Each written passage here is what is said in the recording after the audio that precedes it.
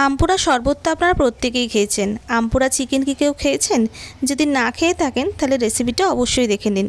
এখানে আমি 500 গ্রামের মতন চিকেন নিয়ে নিয়েছি, আর 500 গ্রাম চিকেনের জন্য আমি একটা আমকে ভালো করে একদম পুড়িয়ে নেব।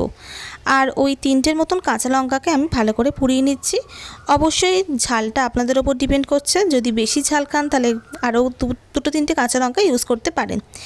এবারে একটা আমি গোটা রসুনকে ভালো করে পুড়িয়ে নেব। গোটা রসুনটাকেও ভালো করে পোড়ানো হয়ে গেছে।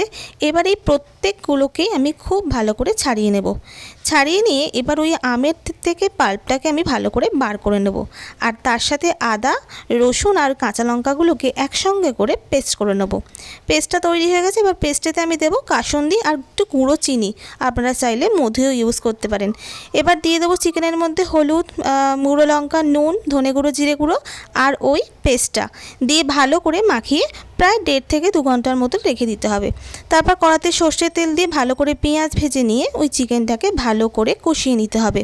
চিকেন কষানো হয়ে গেছে, একটু ঢাকা দিয়ে দিতে হবে। পাশের গ্যাসেতে আমি গোটা গরম মশলার ইনগ্রিডিয়েন্টস যা যা লাগে, দারচিনি, এলাচ, লবঙ্গ ভালো করে জলে ফুটিয়ে নেব। ফোটানো হয়ে গেছে। এবার ওই জলটাকে আমি ছেঁকে চিকেনের মধ্যে দিয়ে দিলাম, দিয়ে এবার সেদ্ধ হতে দেবো।